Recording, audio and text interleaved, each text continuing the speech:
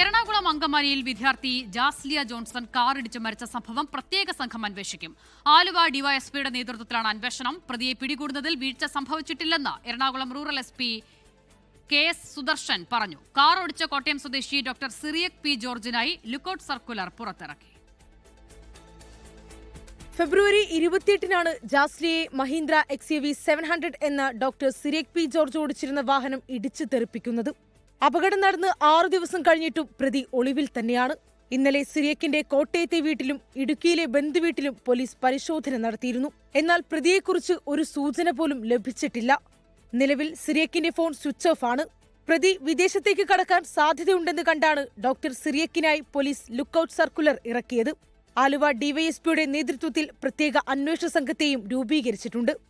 ഈ കേസിലെ പ്രതിയെ പിടികൂടാനുള്ള എല്ലാ ശ്രമങ്ങളും നടത്തിക്കൊണ്ടിരിക്കുകയാണ്. ഇന്നലെ രാത്രി നമുക്കൊരു ചെറിയ ഇൻഫർമേഷൻ കിട്ടിയിരുന്നു. അതിൻ്റെ അടിസ്ഥാനത്തിൽ ഇടുക്കിയിലും ഏലപ്പാറയിലൊക്കെ പോയിട്ട് അന്വേഷണം നടത്തിയിരുന്നു. അപ്പോൾ അതിന് തൊട്ട് മുമ്പ് അവിടെ പ്രതിയുടെ ബന്ധുക്കളൊക്കെ എത്തിയിട്ടുണ്ടായിരുന്നു. പക്ഷേ പിടികൂടാൻ സാധിച്ചിട്ടില്ല. പ്രതിയുടെ വീടുകളിലും ബന്ധുവീടുകളിലൊക്കെ അന്വേഷണം നടത്തിയെങ്കിലും പ്രതിയെ പിടികൂടാൻ സാധിച്ചിട്ടില്ല എന്നുള്ള സത്യമാണ്. പക്ഷേ പ്രതിയുടെ പേരിൽ ശക്തമായിട്ടുള്ള നടപടികൾ സ്വീകരിച്ചിട്ടുണ്ട്.